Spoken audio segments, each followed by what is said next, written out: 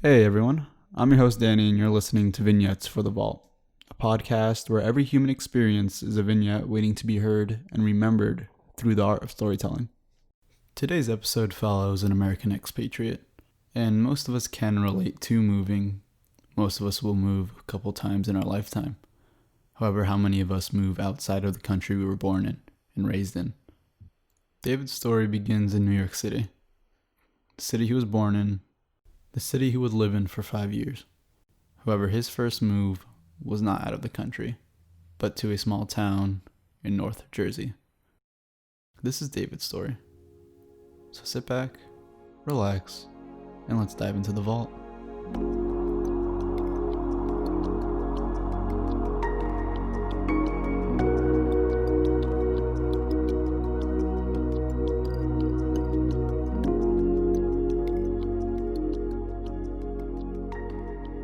I was born on the year of 1999 in the city of New York.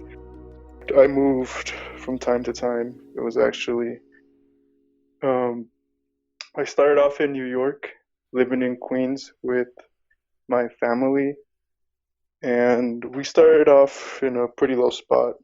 It was an area that was filled with like lots of poverty. I lived around my family during that time from my mother's side.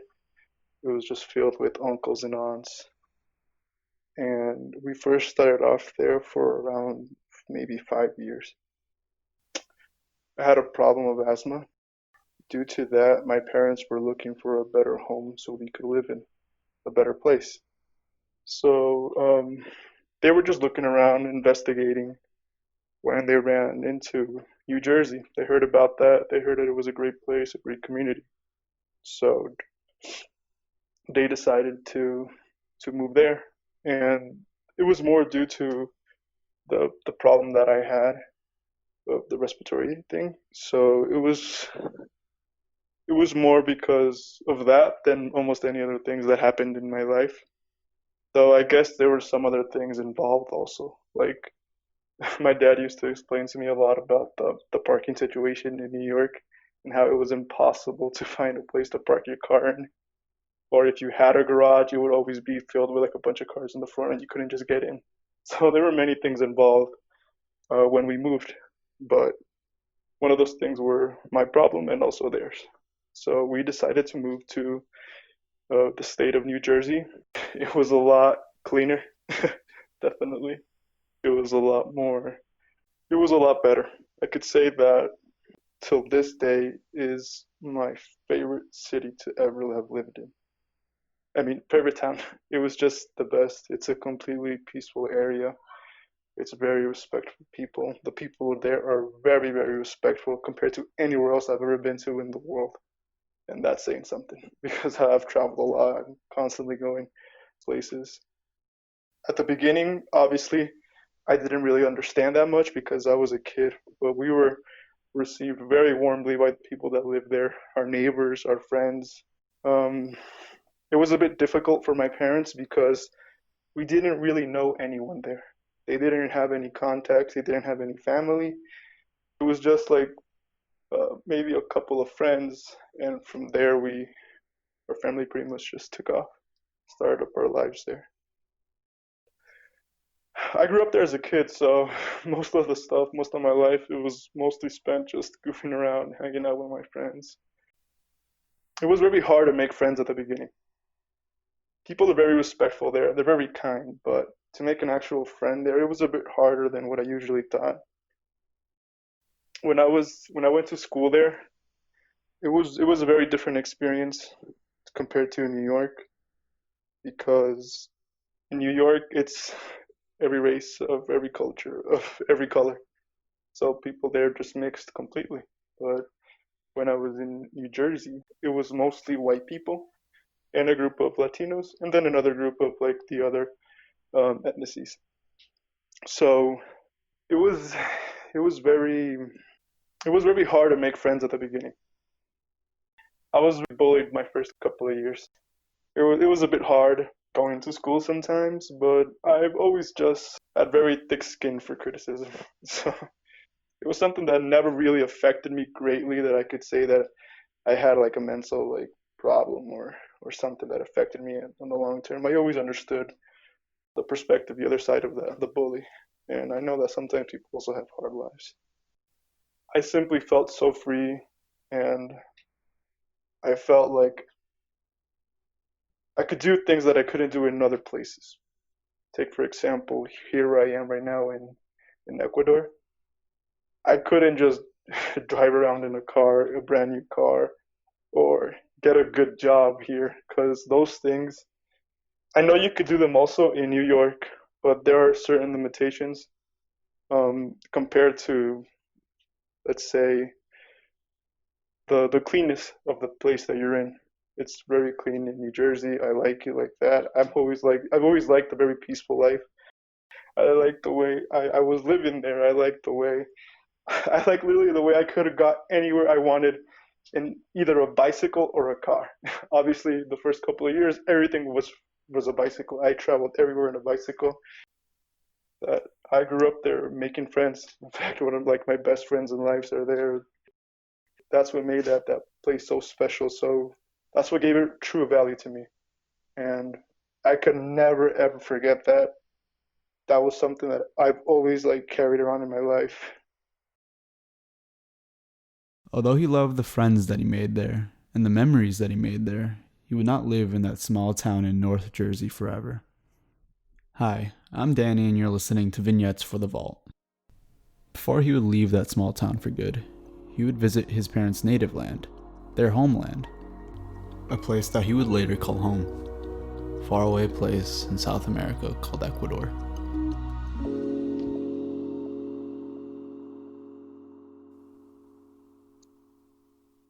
Yes, I actually visited quite a few times. I think like two or three maybe.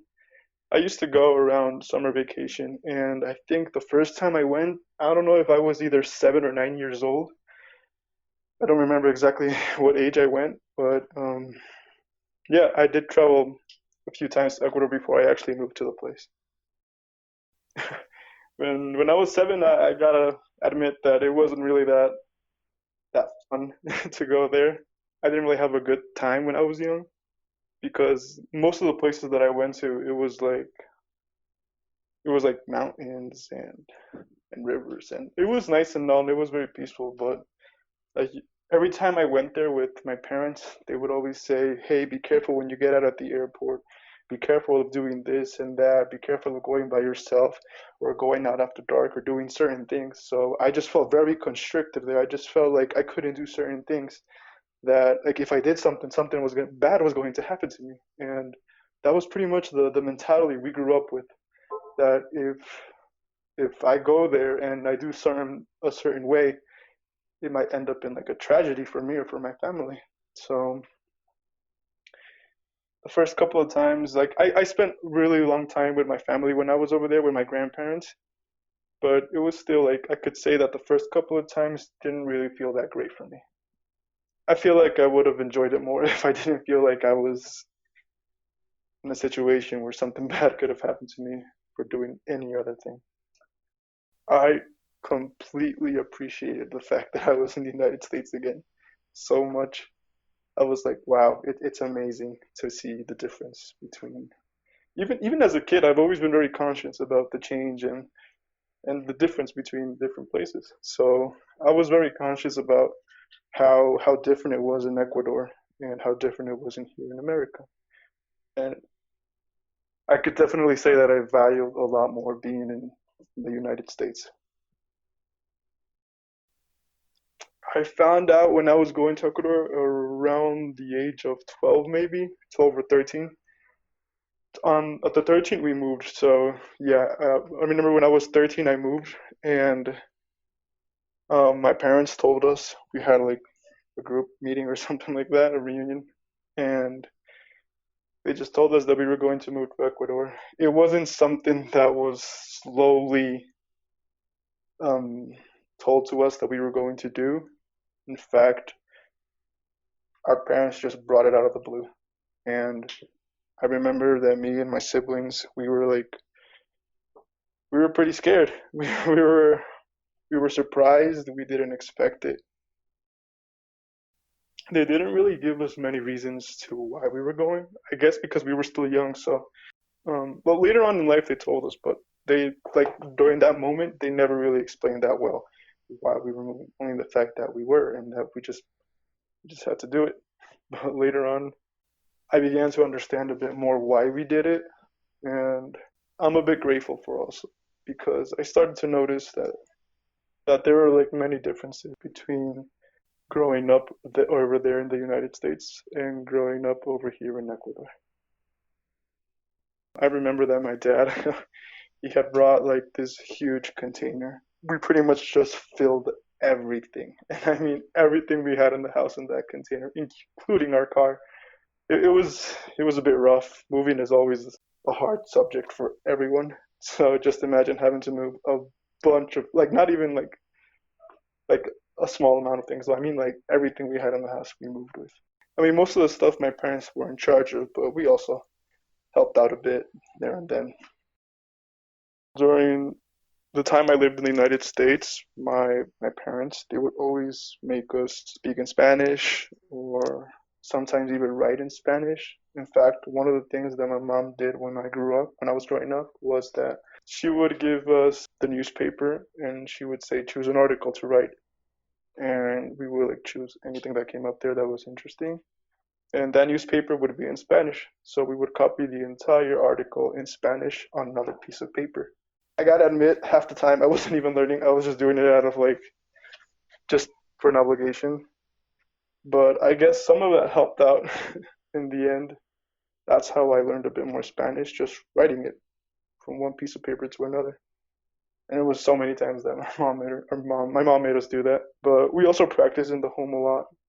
We talked to our parents in Spanish, and sometimes we would even watch movies in Spanish. Not something I really liked, but that's what we did. So I feel like that's what helped us out a lot to understand Spanish. Mentally, there really was no time to prepare.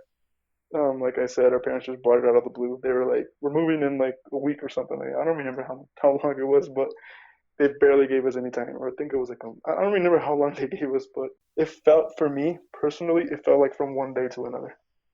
So there really was nothing to think over. Just accept it. I was really scared. I was I was scared and I was nervous the first couple of times. I feel like as a kid, that's a natural reaction because I was more scared of the fact that every time I had visited Ecuador, we were told not to do certain things. And due to that, I just never thought we would go to a place to live like that. Like, they described it in such a horrible way. Why would we go there if we were already in a so much better place?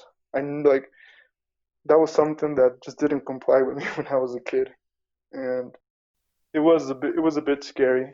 I was a bit nervous, but we just accepted it at the end. My last couple of days, all right, I remember saying goodbye to my friends there, obviously, and the crew.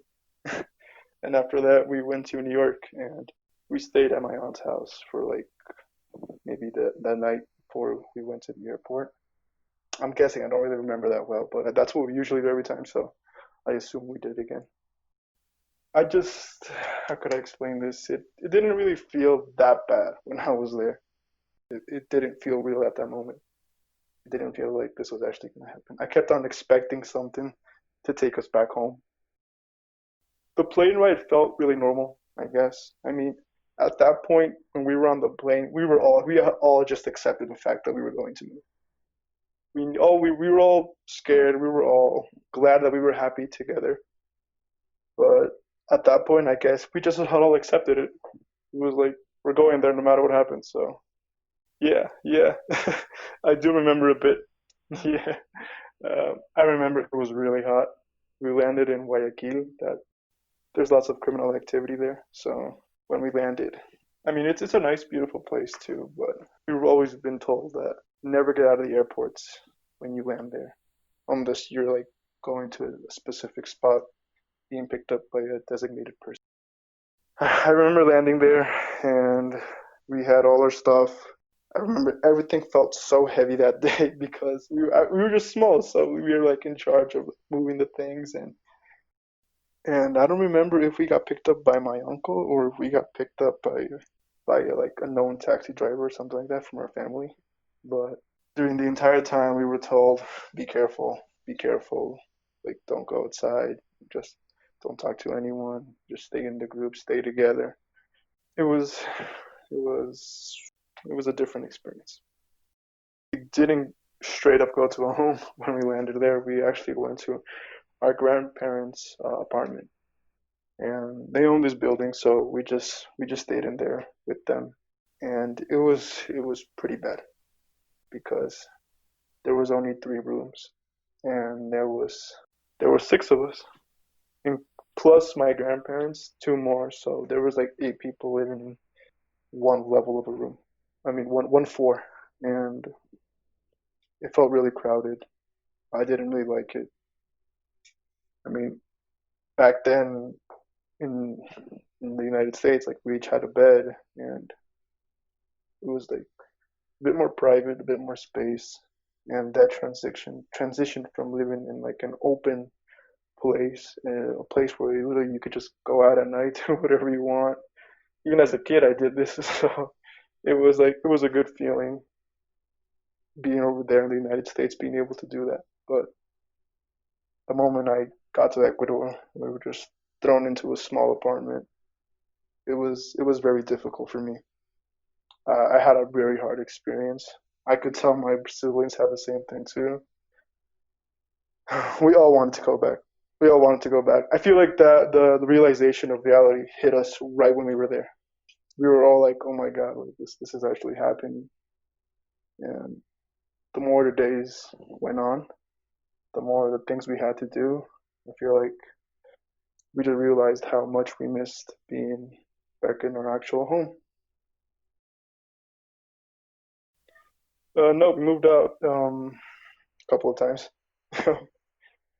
We would stay there for like about, I don't really remember. I think it was like maybe a year or half a year. It wasn't really that much. But from there, we moved on to this place called El Centro. And it's in the same city, but it's like divided by sectors. And one of them was called El Centro. So we moved there. It was a lot better. It was a lot more open space, I could say. We each had like our own rooms and stuff like that. But it was pretty hard being over there at my grandparents because, well, one of the hardest things was school. David had little time to prepare himself mentally during this big transition. However, his biggest challenge has yet to come. Hi, you're listening to Vignettes for the Vault, and David will soon be entering his first day of school. However, as we listen in, we realize that David's journey to the school would be a learning experience as well. I think it was eighth. No, I think it was ninth grade. Yeah, I think it was ninth grade. But the difference is that in Ecuador, you're one more grade above. So, if I was going to ninth, I would be going to 10th. So I got placed in 10th grade. I never really understood how that worked. Half my life, I thought that I spent here in Ecuador. I thought I skipped a grade, but it wasn't actually like that. But yeah, I went into 10th grade over there. It was really rough. I could say that one of the hardest things when I lived in Ecuador was probably the school. That was just so hard for me because when I was over there in America, I could just walk to my school. It was like 2 blocks away, not even sometimes. And it was just really close. Everything was really close to me. But in Ecuador, I had to go in a bus, and I had never ever been on a bus before in my life. So it was like my first time running on a bus, and I have to explain here that buses in Ecuador are not the same like buses in America. It was just packed. I remember the first time I had to go to school. My dad took me and my brother the first couple of times, and they were like, "Oh, yeah, after that, you have to go by yourself. You have to end starting to do this by yourself." But the first couple of times, I remember so clearly this day because literally my brother and me just it was just the worst thing for us. It was in a bus stop, like probably a block down from where I lived in the apartment, and it was a very crowded area. Just the bus stop was very crowded. So from there, I was like, "Oh my God, this is not going to be good." Like, I could just tell from there. I remember that the first bus that passed, it was packed to the doors with people standing up. In fact, it was so packed that the door wasn't even closed and there were just people just like sometimes even hanging out. So it was I saw that and I was completely shocked. I was like, what is going on? Like, oh my God, like am I going to have to do that or like what's happening here?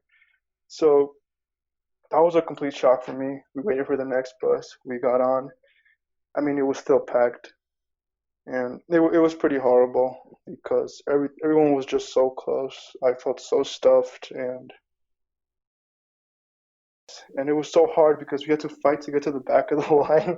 It literally felt like we were fighting, just pushing people around, like elbowing to get to the back. It was like it was really bad. And I remember that I got to school that day, and we were told that you have to wear a uniform. So obviously I already went to school with that uniform and I hated it completely because it was such a horrible itchy sweatshirt that I had to wear. It was so ugly. I hated it the minute I wore it and everyone had to wear it. So I remember that that day I got to the school. Um, my brother went off to his place and I went off to mine, and my dad just pretty much said like he they had obviously talked to the people there and explained our situation and the circumstances that we were in and what was going on, even my limit of language that I had. So like they knew they weren't like completely ignorant to what was going on, though sometimes it did feel like it. But the first day when I got there, the first steps I took in, I thought it was absolute chaos. Absolutely. I walked in and it was just there were just kids running all over the place. I just didn't know what to do. I didn't know how to act. I didn't know the procedure that had to go on here. We had to form up there before, so we can sing the anthem, the national anthem every what's it called every Monday, and that was Monday that day. So I didn't know like you have to understand that I don't know anything about this. I don't even know what the national anthem is. Like, and I was expected to sing it and stand up in line and do a bunch of crazy things. We did that, and then we got called off to different rooms and stuff like that. The first room I was brought to, thank God, I was so lucky. It was an English professor. It was an English professor. Sorry. So I was pretty lucky that day. We talked in English. I felt a bit better. I felt a bit more safe, I guess. But they obviously made me stand up, introduce myself, and say that I'm from the United States. And everyone was very surprised because I didn't look like an American. And they all thought I was like, just another typical kid. But after that, they just took a whole new interest in me, obviously due to the fact that I'm just like completely different, and not superficially, but like what I know and stuff like that, and where I've been. The minute the professor started speaking in Spanish, that's when everything just went badly completely, where everything went to hell. I just I couldn't keep up with him, not at all. I remember one of the worst things that ever happened there was when they called off a list of the things you need to buy. And I just didn't understand anything. I didn't at all. I remember they even gave us like homework on the first day. So I was like, I don't even understand the language that well, and I already have to do some homework plus buy a bunch of things I don't even understand. I remember that due to me, due to that fact that happened, um, I went home that day and just cried completely. My brother got home too, and we were just crying completely that day. Pretty fast. I felt like in a couple of weeks I got used to the system over there. But on the second day, I just felt a lot more safer because my parents had gone to talk to the teachers again. And they just put up a new set of rules and things you could do and can't do and things how you should help with the students with. So that helped me out a lot. In fact, most of the things that have changed in that school where I was in, some things were just due simply because of me and my brother. So like we had like a mini impact on that school. And I feel like after that experience from the first day, it got a bit easier because um, I just knew what I had to do. I knew it was going to be difficult, but I had to just go with it, work with what you got, and yeah, it took a bit of time, but I got used to it. One of them was just simply not a struggle, but something I couldn't do was like go to the park. Like there was a park 1 block from where I used to live, and sometimes we would go, sometimes we wouldn't. Sometimes our parents would just be like, "Hey, you can't go after this hour, so because it's dangerous." So, so I was so used to that liberty of just going anywhere I wanted, either on my bike or just running. It didn't really matter. So I was just like imagine doing that every day, and then the next day just not being able to get out of your house where you're living in. So that was a bit tough for me. But most of the things my parents like they were in charge of. They like took the reins. So it was more. I was also a bit bullied over there when I was in school, so that was a bit tough for me. Um, it didn't really start off that bad, the bullying, but I feel like it got a bit worse when they got to know me. And it, I feel like it was due to the fact that over there, over here, everyone was like, I don't know, like a bit more like tough, a bit more like used to that hard life. And me just coming up like a newbie, acting like everything's normal and okay. I feel like they felt a bit like I should have like get used to that feeling. So yeah, it was a bit tough. I got pantsed one day. It was really bad. It was a school of only boys, so it wasn't as bad as it sounds, but it was pretty bad. And I mean that was like maybe like a couple of months in when I was there, like after like 4 months, and I already made a really good group of friends. In fact, I've always done well with like everyone, even the people that bullied me somehow. But like I've always like been cool with everyone, so it wasn't like really bad bullying. It was like everything was done as a joke. Like nothing was like to make you like feel like crap or something like that. And I could actually say that sometimes, in fact, I felt like I was being the bully in certain situations. But um, I remember that the worst experience I had was when I got pantsed, and it was just completely like boxers and all, so it was pretty bad that day. And I remember my reaction to it because everyone they obviously they all laughed, and then I remember I just got like a blind rage at that moment, and I literally jumped from like the middle of the room all the way to the front of the room and just punched that kid. Like I flew. I don't know how I did. I felt like I flew that day.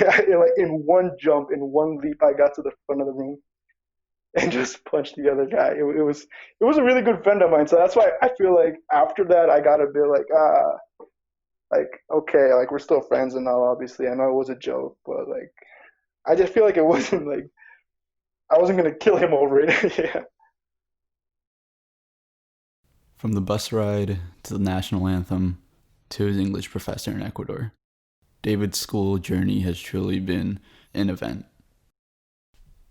You're listening to Vignettes for the Vault, and thank you for all of you tuning in. I know that these first couple of episodes, most of the people tuning in are going to be good friends that know me and kind of know what I'm trying to do with this podcast. So thank all of you for listening in and supporting me. I would also like to thank David for sharing his story. I think it was a beautiful thing for him to do, a courageous thing for him to do. I know it's not so easy to kind of reflect upon and remember the struggles that one goes through in their lifetime. However, he did an amazing job telling his story, and I would just like to thank him. As we conclude this episode, we will listen in on what David has learned from his move and what he hopes for all of you to learn from his move. Once again, thank you all for tuning in. To the present day, I've lived in Ecuador for 8 years. Around 8 years, yeah, I'm like 21, so right now I do feel a bit grateful the opportunity to have done such incredible things. And I'm just grateful to my parents for bringing me here.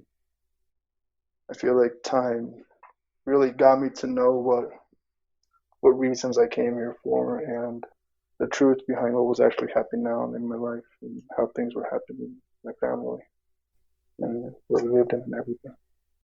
One of the things, the food, completely delicious here.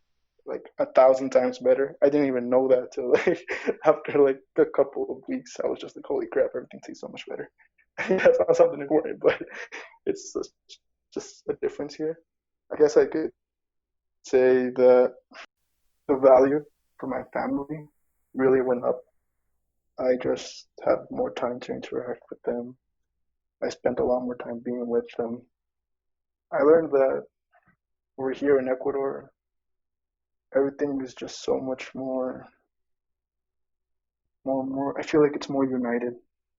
When I was in the United States, I felt like I knew that I had friends, I knew that I had family, but I felt that I was just separated from my family, and not only like the inner circle, but like uncles, aunts, people like that. And when I got here, everyone just literally, everyone here, like on my mom and dad's side, they really treated us well, and I felt that from day one completely. And I just learned to respect that love that they have for us and give it back to them.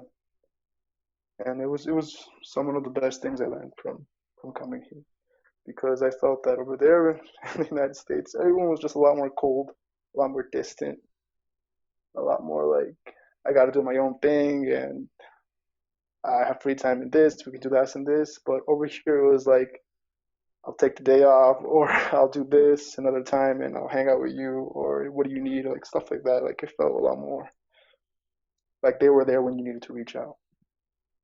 And yeah, that pretty much. Yeah, at the end, it's all about family. That's what's most important.